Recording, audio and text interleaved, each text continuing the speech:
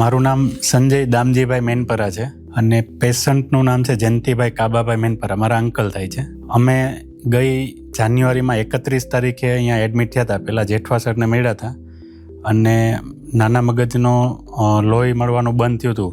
એટલે એણે શ્રેયા મેડમનું અમને રિફર કર્યું હતું. શ્રેયા મેડમના અંડરમાં દાખલ થઈ અને ભૌમિક સર્જનના અંડરમાં, એ બેઉના અંડરમાં દાખલ થયા હતા. અને 1 તારીખે 1 ફેબ્રુઆરીએ એનું ઓપરેશન થયું અને એ ઓપરેશન પછી અમે 15 દિવસ રોકાણા, 10 દિવસ આઈસીયુમાં હતા. અને આઈસીયુમાંથી નીકળ્યા પછી જનરલમાં અમે 10-12 દિવસ રોકાણા. પછી પાછા ઘરે ગયા અને ઘરે ગયા પછી પાછું થોડું અમને ઇસ્યુ થયું પાણી ભરાવાનું, એટલે પાછા અમે રીએડમિટ થયા અને સેકન્ડ ઓપરેશન થયું. અત્યારે પેશન્ટની કન્ડિશન સારી છે, સ્થિર છે.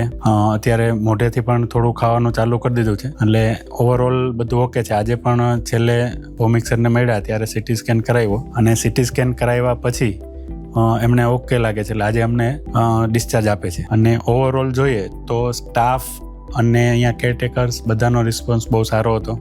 ડૉક્ટર બી સારા છે. ભૌમિક સર એકદમ વ્યવસ્થિત કોઓપરેટિવ છે અને શ્રેયા મેડમનું બી કામ અમને ગમ્યું. અમારા ફ્રેન્ડ સર્કલમાં કે રિલેટિવ્સમાં કોઈને પ્રોબ્લેમ હશે તો અમે અહીંયા કિરણ હોસ્પિટલમાં આવવાનું જરૂર કરીશું, કારણ કે ઓલ ઓવર એક્સપિરિયન્સ સારો છે. અને બીજી વાત સૌથી મહત્ત્વની એ છે કે આપણે કિરણની અંદર સિટી સ્કેન કે એમઆરઆઈ કે લેબોરેટરીઝની કાંઈ પણ જરૂરિયાત હોય તો અહીંયા ઇનહાઉસ થઈ જાય છે.